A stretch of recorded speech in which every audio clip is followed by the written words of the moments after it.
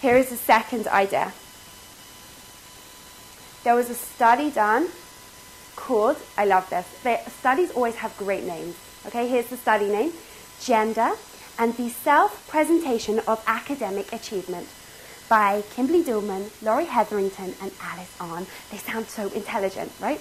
Okay, they worked out something very, very fascinating, which I probably could have told you in about 2 minutes. That is, that if I ask a group of people, what is your GPA? What do you think your GPA is going to be this year, this semester, right? Most women in that group will underestimate what their GPA is going to be. And most men will do what? Overestimate, right? It's like you come out of a test, okay? Have you ever noticed you come out of an exam, a ton of people, and you're walking with your friends. Let's say there's you and your friend is a guy and a male friend, right? You come out of the exam. What's the woman always saying? Oh, I failed. What is the guy always saying? I am going to get the top in the class. Are you kidding me? Right? It's like, it's crazy. It is absolutely crazy. But it holds 100% true that men will overestimate their talents and women will underestimate their talents. So how does this apply in ambition? You tell me, how does this apply in ambition?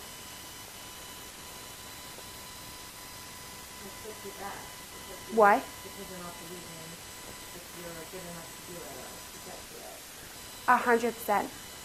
Having this attitude sets you back. Because that means they found from this study, they extrapolated out from this study, and there is a lot more studies, not just in academia, but also in the workplace. They have found that women are a lot less likely to ask for a raise. Even when they deserve it, even when they are due to get it, they are a lot less likely to go out there and actually ask for it. Not only that, they are a lot less likely to put themselves forward for a promotion. Now, again, not all women. There are, of course, some women who are just go out there, go-getters, and they can do this, right? But in general, if we were to stereotype and categorize, in general, we are a lot less likely to put ourselves forward. Why? Because we're just not quite sure what our talents are. We kind of underestimate how good we are.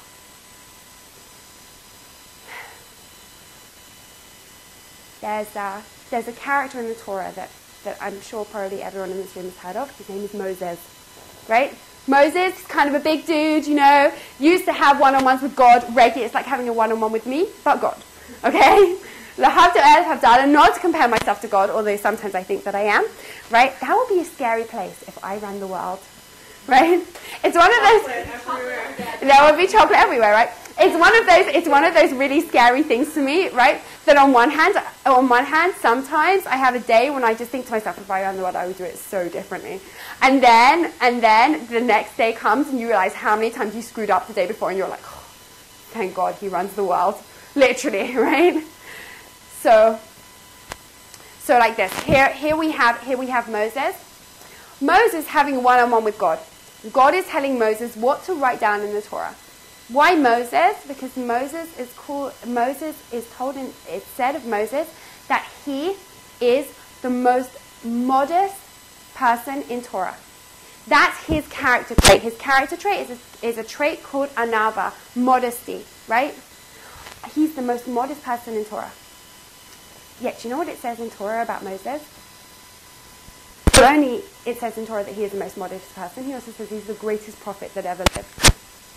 So here is Moses listening to God. God is saying, so write this and write this, write this. So the most modest person on the planet writes, I am the most modest person. And the most modest person on the planet writes, and I am also the greatest prophet that ever lived. Right? So it's not sad, you know, it's like that joke. Yeah, my only failing is modesty. Right? Like, my greatest success is modesty. Like, it's crazy. It doesn't make sense. So one of my rabbis brought it down in a very, very beautiful way. He said to me, it's like this. The trait of anava is badly translated as modesty. Very, very badly translated. Really, what is it? Really, the trait of anava is being very, very real with what are your talents and what are your failings. Knowing yourself. Okay? Now that's very different. Because we think being modest is what? I'm not such a great hairdresser. I'm not such a great dental hygienist. I'm not so cool, Yeah, I'm an alright rabbi's wife, Right? Really, that's not the idea at all. When we are talking about modesty in Judaism, anava, when we're talking about this trait of being, really, it's also translated as humble, being humble, anava, what we really mean is being real with where you succeed and where you fail.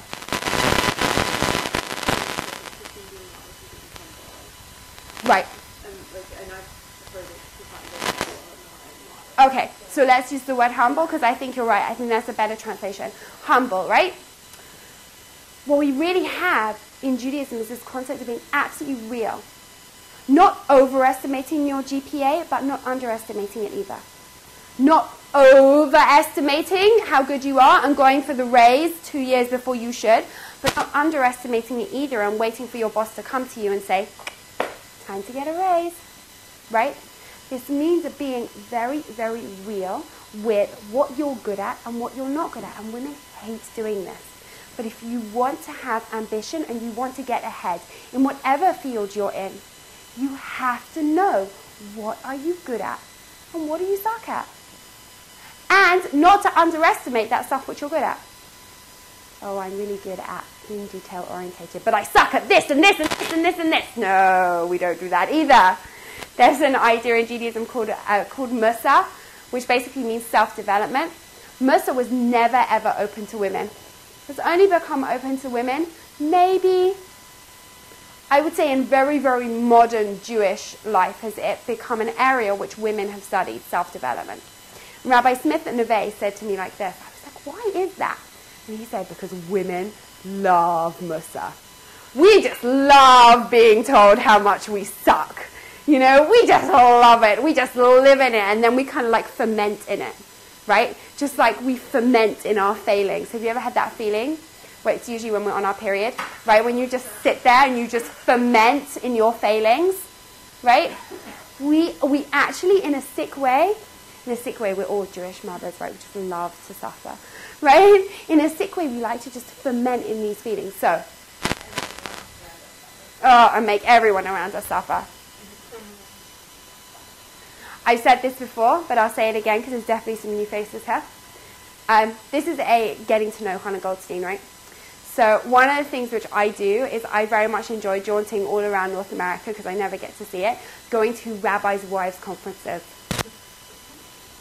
Oh yes, rabbis' wives conferences are possibly the most fun in the entire world because you basically get to psychoanalyze, right, these women who are basically all completely incredible, right?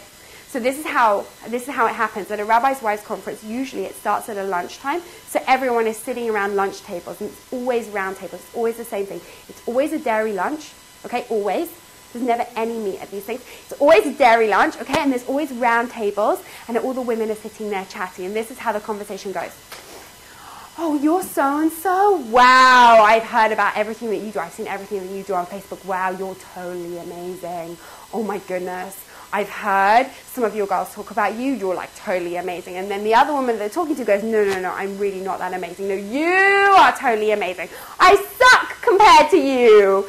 Compared to you, I am but an ant or a flea on the Jewish outreach spectrum. Are you kidding me? You're amazing. You do this and you do this and you do this. The woman goes, no, stop. And then someone else gets involved in the conversation, right? Rebbetzin Y gets involved in the conversation. Rebbetzin Y comes and goes, I know what you both are talking about because to me, you both are like, Gedolim Yisrael, you were like the greatest Rebbetzins that ever lived. You guys are incredible. I mean, you make me feel like, like I'm not doing enough, right? And this mutual, thing kind of bubbles. I don't have a word for it. Kind of bubbles as to who is, I'll tell you, it's a game, okay? Who is the greatest tzedekis? Okay, tzedekis is a super righteous person. Who is the greatest tzedekis?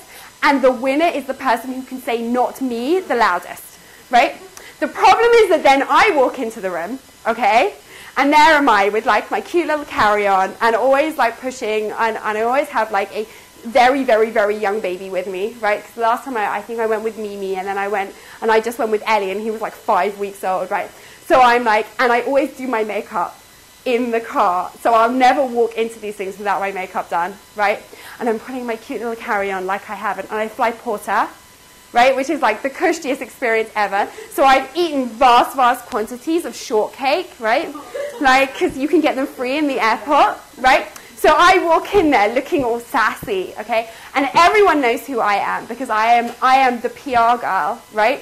So I managed to make myself look huge, right? Even though, you know, like, I'm okay, right? I'm okay. So everyone sees me on Facebook and they're all friends with me on Facebook. So as much as you get bugged, they also see it, right? So I walk in the room and sit down at a table and look at my name tag and go, oh, you're Anna Goldstein. You're amazing. And then, like, of course, it all starts up again, right? And I just sit there. And now, what should be the response? The response should be, stop, I'm not that great. You live in the middle of nowhere and you homeschool your kids. I mean, come on. And stop. You're like a Rosh Kollel's wife. Your husband, like, is like rabbi to rabbis. Please stop. I'm nothing. I don't know anything. What's my response? Oh, thank you. Yeah, I work really hard. Yeah. No, he's totally 5 weeks old. Yeah. No, I always do my makeup, right? Like that. Yeah. Keep it coming. I love it. I will move tables a few times in the meal just to, like, you know, keep getting it, right? It's amazing. It's totally. And then, of course, I walk away and everyone's like, she totally doesn't get the game, right? You lost the game, Hannah Goldstein. So I lose the game every single time. But I think that it's a very, very big lesson. I think it's a very big lesson that you don't always have to say, stop, I'm really not that great. Stop, I'm really not that great. If someone says to you, that was a great project, what are you allowed to say? Thank you. I know. Thank you. I worked really hard on it. Right? Yes, I did that. Even worse, oh my goodness, I hate this so much, okay? Even worse is when we say, oh, it wasn't me. Do you do that also? Oh, it wasn't me, right? Oh, stop, it wasn't me. Yeah, no. It was the environment. It was this. It was that. I just happened to have a great boss. I have a great teacher. You know, like, stop, it wasn't me. It was not me. You know, it was just, you know, what I was exposed to. It was my upbringing, you know. It was my upbringing. Yeah, my parents really socialized me that way to be just like a super nice person who just has a good work ethic. It really isn't me, you know. Why do we do this to ourselves, right? There's an idea in workplace theory called disappearing, right? It's called disappearing. And women, on average, disappear more than men. What does this mean? It means that when you're looking at corporate structure, if you were to draw out the people in that corporate structure, right? Who is the boss going to think about when he draws out? Who's the movers and shakers in his world, right? It happens to be that, firstly, women have traditionally occupied roles which are disappeared more often than others. For example, all the way through up until, let's say, at least the 50s or 60s, we were the secretaries. We were not the executives, right? Now, the secretaries make things tick. The personal assistants make things tick. When the personal assistant goes away, right, you might as well not have a CEO. Because the CEO just kind of sits in his office going, my phone is ringing. What do I do now? Do I just pick up? I don't know, right? But we've traditionally occupied these roles which have just been completely disappeared in terms of success. But now we do it to ourselves. Oh, stop, I'm really not that good. Oh, I'm really not. No, it was everyone else that did it. Okay, so you're really not that good. It was everyone else who did it, not you. So you can just disappear off my concept of who is important in my organization, who is important in my world, right? And it doesn't just apply, by the way, in the corporate world. It also applies academically. Who's important in my class? Who do I see as the students who are really going somewhere? Who do I want to mentor? Right? Who do I want to mentor? It's also, by the way, very important socially. Who's the mover and shaker socially in my social group? It's also very important in the home. If I turn around and I say, well, stop, I'm really not that important, you know, like everything else, like my kids kind of run themselves, you know. my kitchen kind of runs itself. I kind of set it up that way that now it kind of goes, right? What have I done? I just disappeared myself. No. I work really, really hard to manage my children, right? I work very, very hard to put 3 nutritious meals a day on the table. Thank you so much, right? Don't disappear yourself. Because men, they hear it and they interpret it. Sometimes they don't get those cues. Sometimes they don't even see it and they'll disappear you. No, they don't love you. They love you a lot, but they'll disappear you. Because if you're saying, yeah, I don't work so hard on the kids. They'll be like, well, what are you doing, darling, the whole day at home? Why do you need help? Because you said your kitchen runs itself. And they're not doing it because they're horrible. They're doing it because you disappeared yourself. You did that. You said my talents are not important and my talents are not mine, it's everyone else. Okay? So, here we have number 1, bishvili nivrei olam. Number 2, anava, or let's use Naomi's word, being humble. Does not mean being humble. I'm not that good. It means being accurate as to what are you good at, what are you not good at. Okay?